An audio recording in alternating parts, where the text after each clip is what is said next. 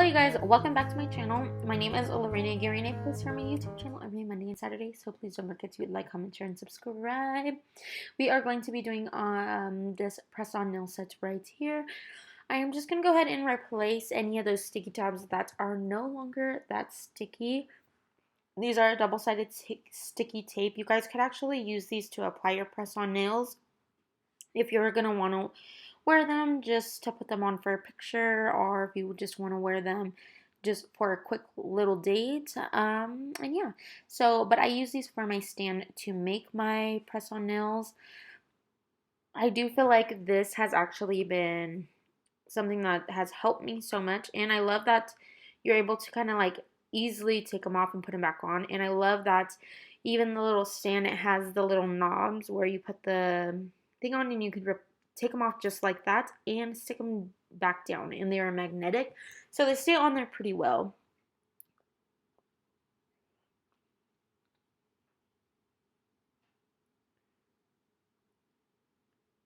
Alright guys, now I'm going to go ahead and take my Bots Arts tips, and I am just going to go ahead and size these up. I know somebody in the last video, they had asked, do you size up for these?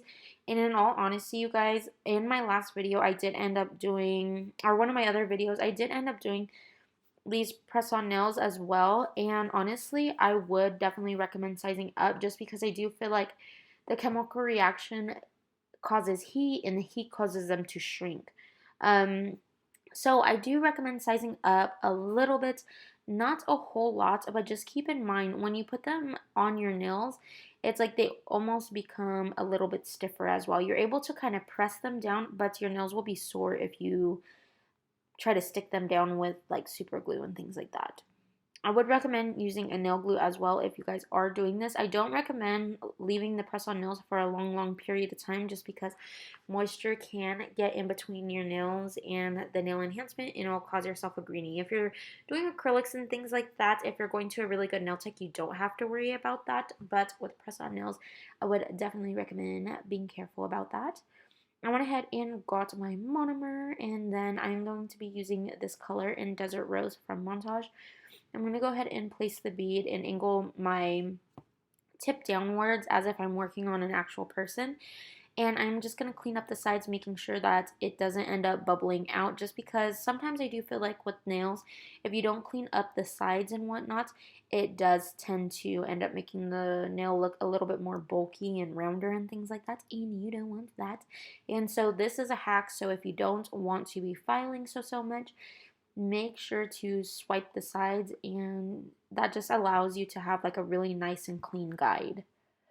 Now I'm going to go ahead and kind of pat them down with the belly of the brush, and making sure that it is pretty much even on both sides of the nail. Wherever it's uneven, I am going to be adding more acrylic.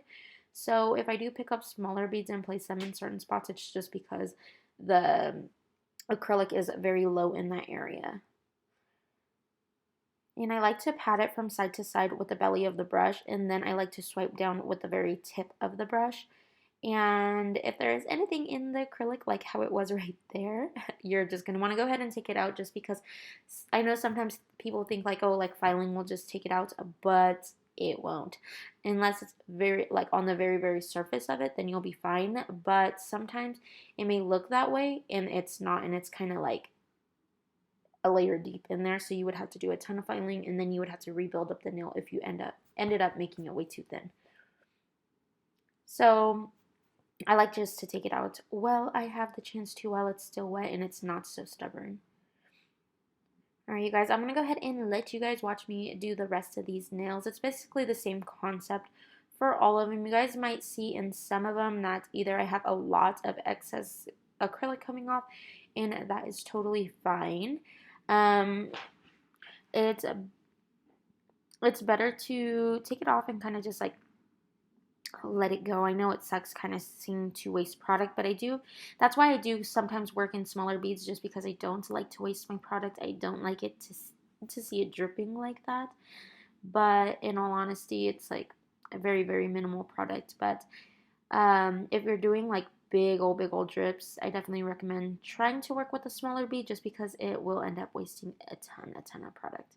And I'm just going to go ahead and blend that back up. But I'll let you guys watch me and see what I am doing. If you guys have any questions or comments, make sure to comment them down below. I love to hear what you guys have to say.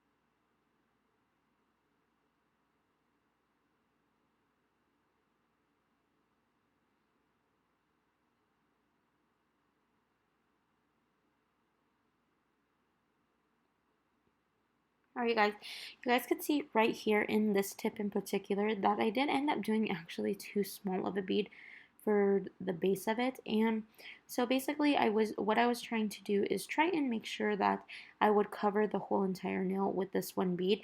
But what ended up actually happening is where there was not enough acrylic at the end of the nail whatsoever. So with that being said, I am going to go ahead and show you guys how to add a little bead at the end of the tip just to give it a little bit more thickness. You're just going to want to scrape it on there and then blend up just like that.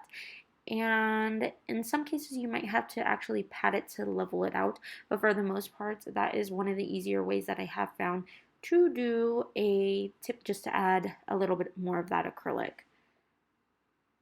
And you really do want to avoid from swiping back down, because if you end up swiping back down instead of blending up, what you'll end up doing is actually taking away that bead that you had just placed, and it will end up coming off the free edge just because it is very, very wet. Now I'm going to go ahead and use an 80/80 grit file. I'm just going to keep on turning this round and round and making sure that I am getting the shape that I want. I know it's kind of tedious working on little things like that, but what I'm going to do is make sure I get a line in the center of it, and then blend all the way to the edges, and then go ahead and go on the other side and blend that as well.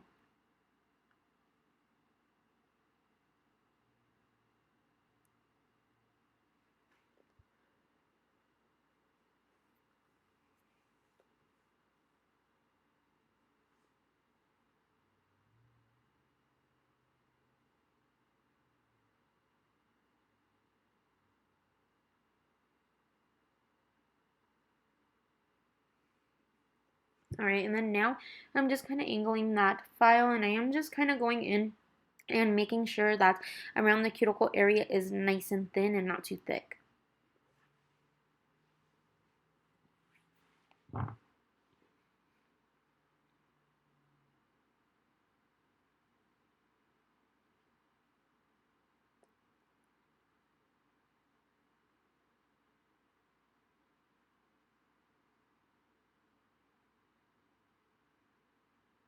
Alright, you guys, and that is what it looks like. It looks super nice and cute.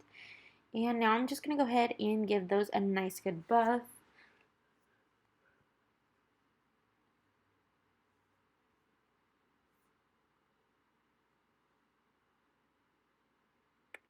Alright, you guys, now we're going to go ahead and do this marble look. This marble look is super, super pretty. I am going to be getting a little dish to put my gel on. And I am just kind of, instead of just doing a drop of it, I am actually going to slide it across, making sure that is very thin. So when I do use this brush, it picks up very minimal product. So I'm just going to go ahead and make lines across this.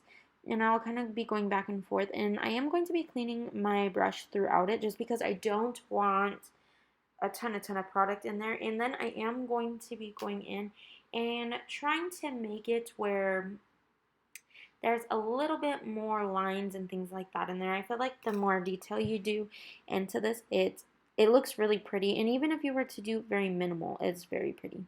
Now I'm going to go ahead and go in with a Praise Extend Gel in Carla, and I am just going to go ahead and do a top coat of this. Typically it does not move with this gel that I am using, the white. It does not really move when I am putting this over it, but in some cases you might have to actually cure it before you go ahead and put Carla on, just because if you don't end up curing it, it will end up messing up the whole entire design. I like to cure one nail at a time just because of, I don't know, I don't want the gel to move and then go to the sides and make the nail look wider than what it actually is. And then I'm going to go ahead and work on the other nails. I did end up facing my light away from my work area just because, I mean, I know when you're working on clients that won't happen because the light is more angled towards them. But just in case, make sure that your light is actually angled a little bit more away from your workstation just because it will tend to cure the gel in mid-working and things like that, and it will end up curing it onto your little dish where you have it. Now I'm going to go ahead and put Carla on top of this, and look how pretty they look. Honestly, you guys, if you guys wanted to even stop right there and not have to do another coat of it, but I really do enjoy the multi-dimensional look. So, of course, I have to add more, but it looks very, very pretty.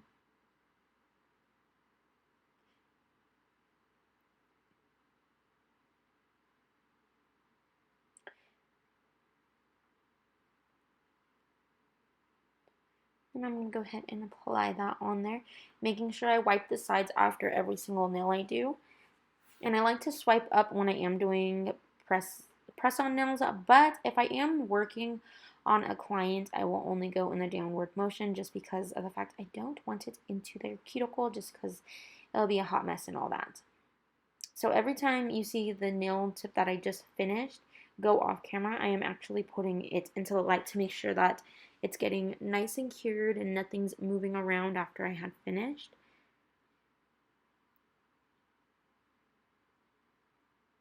And I did want to try and see if it did make a difference with putting it into the light for a little bit, and honestly it didn't. I felt like it was the exact same. So if you guys are using Colorland gels and putting it straight over acrylic, I don't really feel like you would have a problem.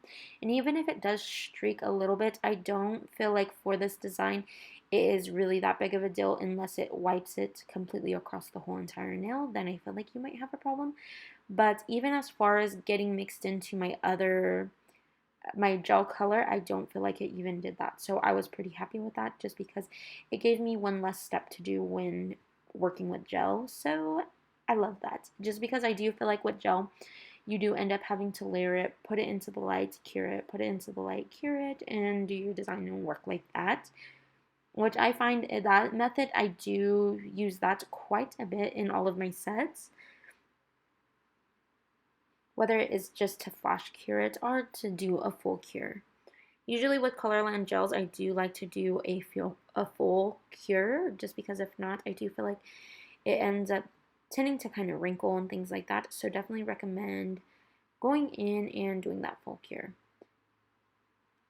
You could tell you guys that this gel is a very pigmented, so when you guys do get Colorland gels, a little really goes a long ways. Sometimes I accidentally over pour, and in reality I only needed a little bit, so just keep that in mind when you are working with Colorland gels. They are super pigmented and super gorgeous colors. If you guys haven't already checked them out, I definitely recommend to check them out, just because honestly, when I invested in my collection for them, honestly, I feel like it made my job so much faster, just because when I first started out doing nails, I did actually only use regular polishes. So I am a firm believer, if you invest into your craft, I feel like it will make you quicker in different ways. So with that being said, I do feel like I ended up being a lot quicker and a lot faster with using the gels. And my clients actually really enjoy making sure that all their stuff is gel and stuff like that. They either like using all the gel or all the acrylic. So keep that in mind when you are building your kit. I know sometimes it's very expensive to find things that you like and love. But if you like super pigmented things, I think this is for you. Or if you like hand painting things, Colorland Gels is definitely where it's at. I love hand painting with their stuff. I feel like it does a really good job, and it has so much pigment that you don't find yourself having to keep on layering and going over and over and over, and then still find that there's some unevenness. Because sometimes I do feel like with some gels, it does tend to kind of thicken up your nails, and then it ends up making it look bulky and bumpy and not as smooth. And I feel like with Colorland gels, you could do a very thin line and it is going to show up. And I feel like sometimes if I do a very thin line on other things, I don't know, like the way it looks is just very difficult. So now I'm going to go ahead and put that into the light, and I'm going to go ahead and put that in for 60 seconds, and I'm going to clean off my brush and make very detailed small lines. Even this line is actually too thick for my liking, but I'm going to go back and actually fix that in just a bit. But as thin as these lines on this one were, I actually loved that. So the thinner for this design, I personally feel like the better. Everybody has their personal preference on things like that, but I do feel like the thinner is like the more realistic look to me. So if you guys are able to thin those out before you cure, I definitely recommend. Like the little fractures like that, I love. Now I'm going to go ahead and go in with my brush cleaner, and I'm just going to clean off my brush, and I am just going to kind of drag it through those lines to kind of thin them out and make them look more of a fracture than just a painted on line. And then I'm going to go ahead and put those into the light for 60 seconds, and then I'm going to go ahead and do my top coat. The top coat I am using is Montage. They did end up changing their formula, and I am obsessed. This one is super glossy, and it does not have that yellowing and all that jazz, so I was super happy about that. I love it.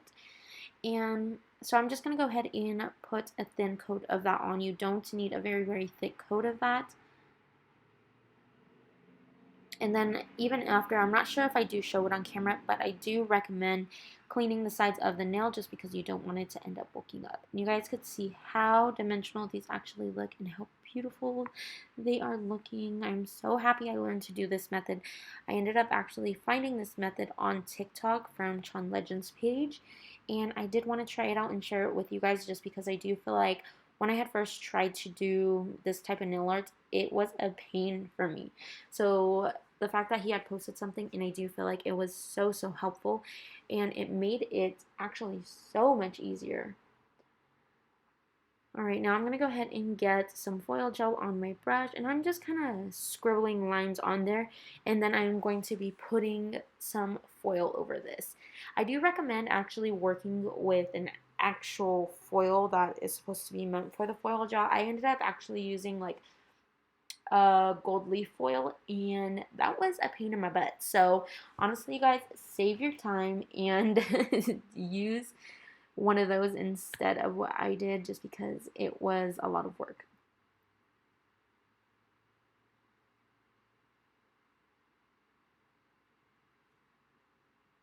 Alright, and I'm going to go ahead and do this to all 5 of these nails. And then after, I'll let you guys know what I end up doing after. Alright, you guys, so that was really quick, but this is the foil, and I did end up putting them into the light for 30 seconds. Definitely with foil gels, I definitely recommend making sure that with the foil gels that you are curing them to the time that they say, just because sometimes if you cure them too much, nothing's going to stick to them. But in this case, you guys could see that because, for some reason, because this top coat, it did not have a dispersion layer at all to it, but I did feel like it wanted to cling to the smoothness of the nail. So I don't know, this isn't my favorite method for that, so I would definitely end up going back in and actually doing the actual like transfer foil instead, just because I do feel like it was an easier way. But you guys, this is the finished look. I hope you guys enjoyed today's video. Please don't forget to like, comment, share, and subscribe to the channel. And as always, I'll be back with more videos. Bye!